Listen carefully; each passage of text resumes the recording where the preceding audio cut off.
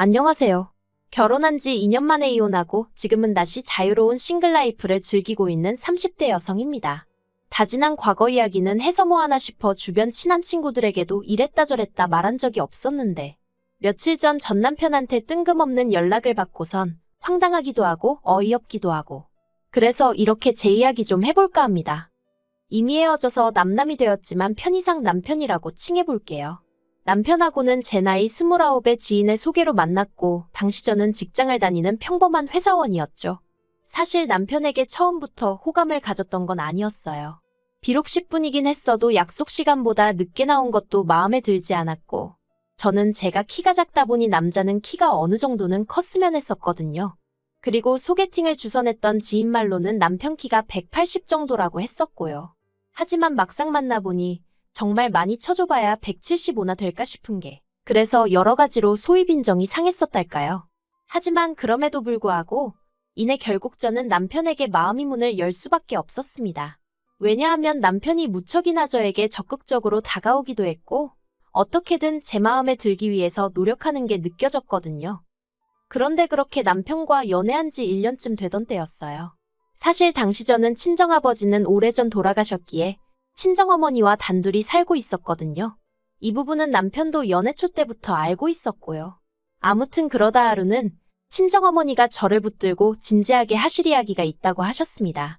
그런데 왜 그런 느낌 있잖아요. 상대방의 눈빛만 보고도 보통 일은 아니구나 싶은? 그날 제가 딱 그랬어요. 친정어머니의 목소리가 전에 없이 불안하고 뭔가 두려움에 가득 차 있는 것 같았거든요. 그리고 어째서 이런 슬픈 예감은 빗나가는 일이 없는 건지 친정어머니가 어렵게 꺼내신 이야기는 충격 그 자체였습니다. 췌장암이라고 하셨으니까요. 원래는 제가 신경 쓸까 그게 걱정되어 끝까지 숨기려고도 하셨답니다. 하지만 막상 그러려니까 저만 보면 눈물이 차올라서 감정 조절이 안 되시더래요. 그리고 저는 그런 친정어머니를 보면서 제 자신이 몹시도 한심하고 증오스럽기까지 했어요.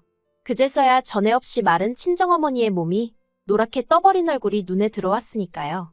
그나마 핑계라고 하면 당시 반년 이상을 제가 회사 일로 친정어머니와 살던 고향집을 떠나 있었다는 거. 하지만 설령 남들이 저를 이해한다고 해도 제가 제 스스로를 용서할 수가 없었네요.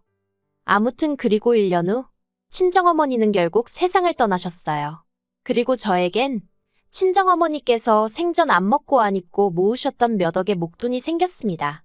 저는 이 돈을 단 한 푼도 허투루 쓰고 싶지 않았기에 그냥 그대로 통장에 넣어두었고요. 한편 친정어머니까지 돌아가신 이후로 저는 소위 어디다 마음을 두어야 할지 모르겠더라고요.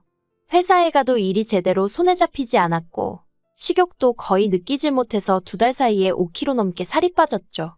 그러자 이제 제 사정을 아는 주변 사람들이 이러다 저까지 큰일 나겠다면서 저한테 남편이랑 결혼을 하는 건 어떻겠냐 뭐 그런 이야기를 하는 거예요.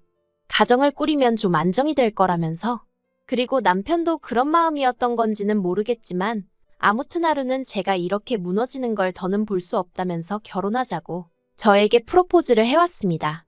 저는 남편과 연애를 하면서도 사실 결혼까지는 생각해 본 적이 없었는데 그렇지만 그때는 솔직히 말하자면 감정이 좀 복받치는 게 있었어요. 부모님 2분 다 떠나시고 이제 나에겐 이 남자밖에 없다 뭐 그런 생각도 아닌 게 아니라 들기도 했고요. 그래서 남편과 부부의연을 맺게 되었죠.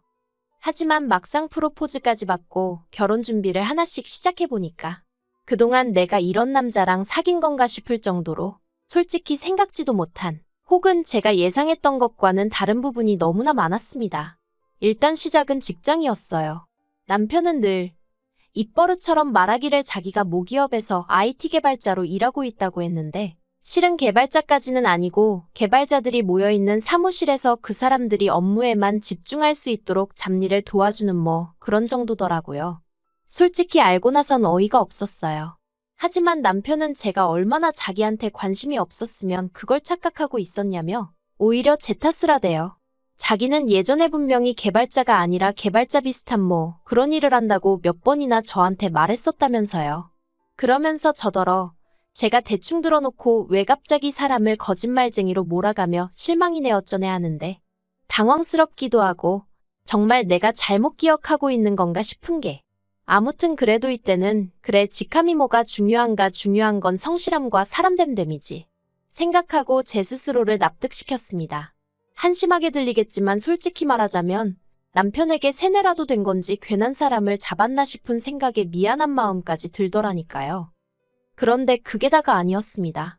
남편은 시부모님께서 제가 다른 건 다 마음에 드는데 고아라는 게 마음에 걸린다며 저희 결혼을 탐탁치 않아 하신다 뭐 그런 이야기를 전해왔는데 물론 친정아버지야 일찍이 돌아가셨지만 친정어머니는 제 나이 30이 넘어서야 돌아가셨는데 그것도 고아라고 하나 싶기도 하고 그래서 이때 저는 고민 끝에 남편에게 헤어지자고 했어요. 솔직히 정신적으로 이래저래 스트레스도 심했고 제가 달리 바꿀 수 없는 부분을 문제 삼아 결혼을 반대하신다 하니 뭘 어떻게 해야 할지 아예 방법을 모르겠었거든요. 그런데 남편이 저를 붙잡았습니다. 이렇게 쉽게 포기할 거냐면서 자기가 어떻게든 시부모님은 설득해보겠다대요. 그리고 대략 2주 정도의 시간이 흘러 만나게 된 남편의 표정은 무척이나 복잡해 보였습니다. 제가 시부모님이 뭐라고 하셨냐고 솔직히 말해달라고 했어요. 도저히 나를 며느리로 받아들이고 싶지 않으시다 하시면 어쩌겠냐고 놔주겠다고 하면서요. 그러자 남편이 그건 아니랍니다. 시부모님께서는 그렇게 죽고 못 사는 사이면 어쩌겠냐면서 할테면하라고 하셨다나요. 하지만 덧붙이시기를 대신 금전적인 지원은 10원 하나 못 해준다고 그러시더래요. 그러면서 남편이 그래도 괜찮지? 우리 힘으로 시작해보자 그러는데 제가 이땐 정말 멍청하게도 그냥 어쨌든 남편이 허락을 받아왔다는 게 고맙기도 하고 시부모님하고 부딪히는 일이 쉽지만은 않았을 텐데 미안하기도 하고 그래서 금전적인 지원이 좀 없으면 어떤가 그렇게 단순히 생각을 했지 뭐예요.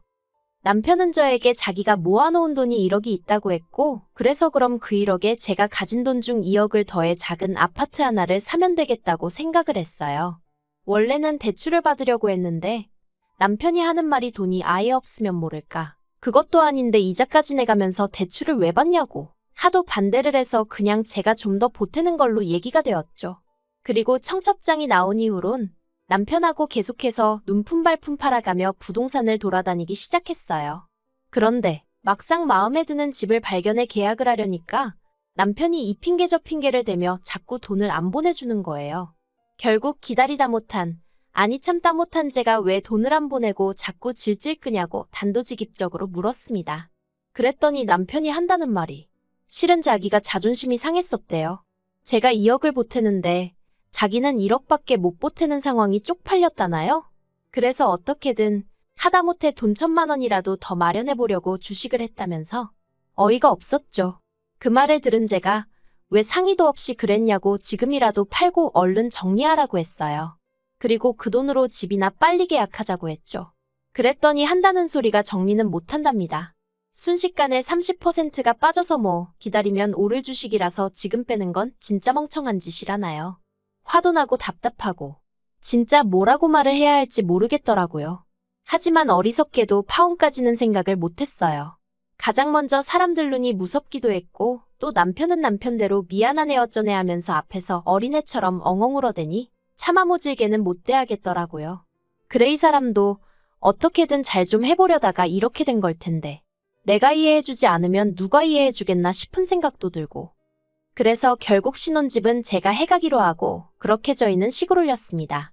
그런데 결혼한 지 반년쯤 지났을 때예요. 남편이 부쩍 회사 일이 힘들다며 불평불만이 많아지더라고요. 다른 직원들이 자기를 무시한다 어쩐다. 학벌 가지고 사람을 깔본다 뭐 한다. 그런데 저도 회사 생활을 하고 있었으니까 남편 이야기를 들어보면 딱히 무시를 한 것 같지도 않았고 까놓고 말해서 남편이 자격지심이 있는 것처럼 느껴지더라고요. 그래서 언젠가 한 번은 남편에게 자기가 상황을 보는 방식을 한번 바꿔보라고 아니면 자기도 이참에 공부를 더 해보던가 했는데 저더러 네가 로봇이냐며 공감은 고사하고 어떻게 그렇게 정떨어지게 말을 하냐며 아주 길길이 날뛰더라니까요. 그래서 더는 그렇게도 조언할 수가 없었고 그저 남편의 앓는 소리 죽는 소리를 들어주기만 했는데 그러다 하루는 남편이 폭탄 선언을 해왔습니다. 회사를 저랑 상의도 없이 때려쳤다는 거예요. 상사한테 찾아가 하소연을 했더니 저리 싫으면 중이 떠나라고 했다나요. 그리고 그 말을 들으니 상사마저 나를 무시하는구나 내가 못 때려칠 것 같아서 저런 소리를 하나 싶은 게 울컥했다면서 그래서 그냥 내 떠납니다 하고 나왔다고요. 어이가 없어서 제가 어떻게 그럴 수가 있냐고 했어요. 회사 생활을 기분 내키는 대로 하는 사람이 어딨냐고. 나라고 좋아서 다니겠냐고. 하지만 이미 벌어진 일을 어쩌나 싶어 더는 따지지도 않았습니다. 어차피 이렇게 된 거 이참에 공부를 하든 뭐라든 해서 이직이나 하라 했죠. 그리고 대신 집에 있는 동안 서툴러도 괜찮으니까 살림 좀 도와달라고. 그랬더니 알겠다대요. 하지만 살림은 고사하고 남편은 그 어떤 일도 하지 않고 하루하루를 보내기 시작했습니다. 남편은 제가 출근할 때까지도 일어나지 않았고 퇴근 후에 집에 오면 절 기다리는 건 설거지거리로 가득한 싱크대와 여기저기 던져져 있는 일거리 뿐이었거든요. 게다가 남편이란 작자는 저에게 왔어라는 한마디도 하는 둥 마는 둥 하며 게임만 처하고 있을 뿐이었죠.